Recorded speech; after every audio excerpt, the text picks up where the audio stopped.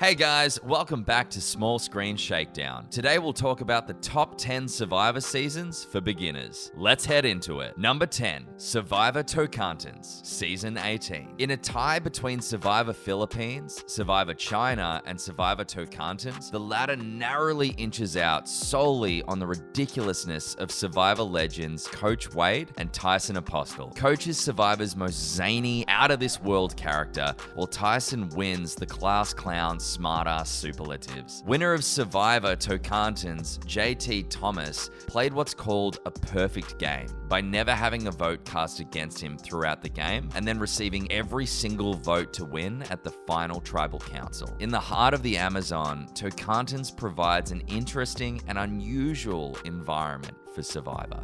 Here we go. 3, 2, 1, release.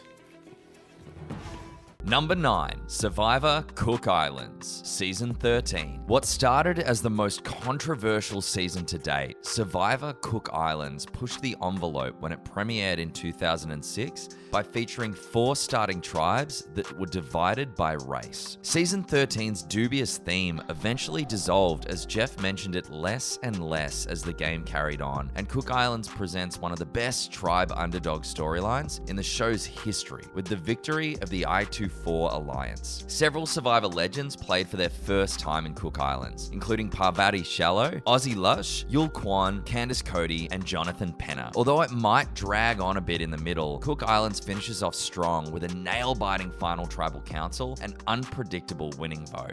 Jonathan, curling those toes.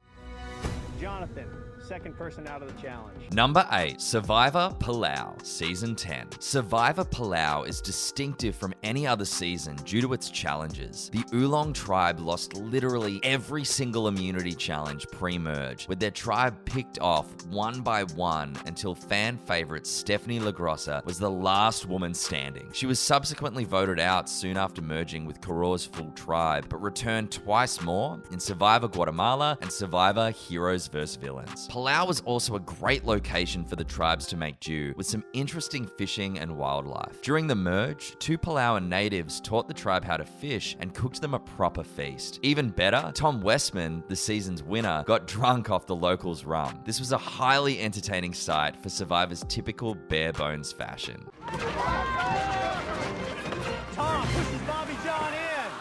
Number 7, Survivor Millennials vs. Gen X, Season 33. Survivor's 33rd season originally gave fans pause with its newfangled, peculiar theme, Millennials vs. Gen X. Worried this would be more of a gimmick than anything, fans had low expectations for Season 33 and were pleasantly surprised by the results. In fact, winner Adam Klein treated all of his castmates to a weekend in Vegas after the live finale show and reunion, and they seem to still be thick as thieves. The cast provides an exemplary demonstration of building upon the unique friendships developed on the island by surrendering any bitterness or resentment left in the game. My generation, it's all about doing what you want to do, and I've done a lot. Number 6, Survivor Pearl Islands, Season 7. Survivor Pearl Islands will almost always make any superfan's top 10 list. Season 7 features an all-star cast of Survivor legends like Rupert Boneham,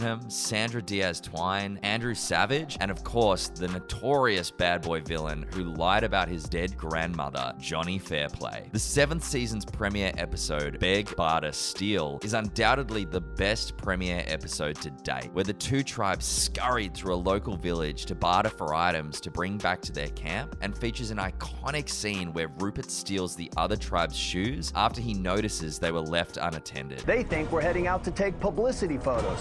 What they don't know, this game has already started. Number 5, Survivor Cambodia, Season 31. This season uniquely stood apart from every other season by being the only all-returnee cast of players who had never won and only played once. CBS cast a second chance ballot of 40 previous contestants, starting back from the 2nd season, the Australian Outback, and extending into the current season, airing during the time worlds apart. Season 30 fans voted for their favorite favorite players, and the top 20 were revealed during the live reunion show for Worlds Apart. With a stellar cast, next-level strategy, and unpredictable gameplay, Wentworth's insane merge idol, anyone? Survivor Cambodia is easily one of the best seasons to date. Cambodia's historic Final Six vote caused Jeff to bring a whiteboard on stage, demonstrating the politics and insane strategy like a football coach mapping out the team's plays. Being more emotionally aware, I think I'm in a better place in life than I've ever been.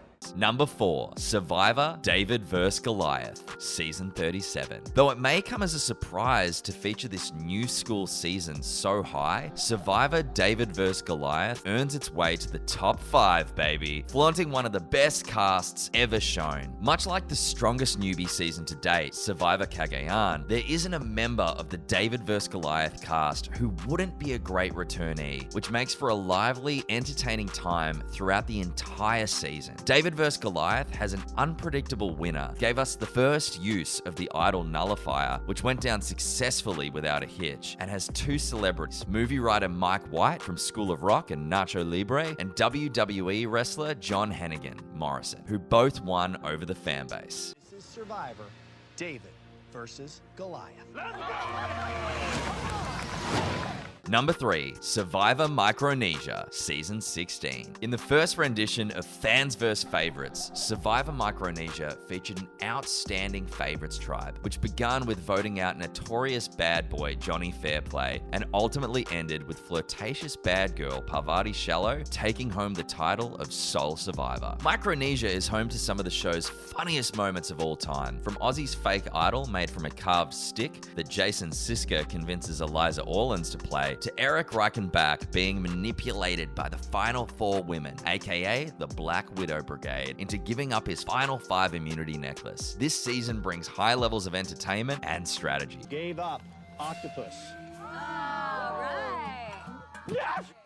Number 2, Survivor Heroes vs. Villains, Season 20. Survivor Heroes vs. Villains always appears at the number 1 spot in any top Survivor seasons list, but not this time. Though it may seem like a hot take, the fact that Heroes vs. Villains cast never had a chance to see villainous player Russell Hantz play before competing alongside him seems a little silly, bumping its spot from the best season of all time. That being said, it's still a timeless top-tier season. Heroes vs. Villains left audiences on the edge of their seat week after week, plus the nature of the Heroes vs. Villains theme and all-returnee camaraderie made for great TV. Not to mention, Heroes vs. Villains is hilarious, with JT's letter to Russell and James Clement's take on banana etiquette and Superman in a fat suit. In the same challenge. Sari has the bag! Number 1, Survivor Cagayan, Season 28. And here we have it, the best Survivor season of all time, Survivor Cagayan. Season 28 continued the uphill streak of highly ranked Survivor seasons, beginning with Survivor Philippines back in Season 25, coming a long way from the Survivor Dark Ages, aka Seasons 21 to 24. Cagayan is arguably the best season to date, featuring a near-perfect cast that would be interesting to watch in any iteration played, even a reverse boot order. What do you think about our picks? Which season was your favorite? Let us know in the comments below. This brings us to the end of our video. I hope you enjoyed it. Hit like if you did, and don't forget to subscribe to our channel so that you don't miss any of our videos in the future. Also, watch the 2 videos that are on your screen because I'm sure you'll love them. With that, I'll see you in the next video.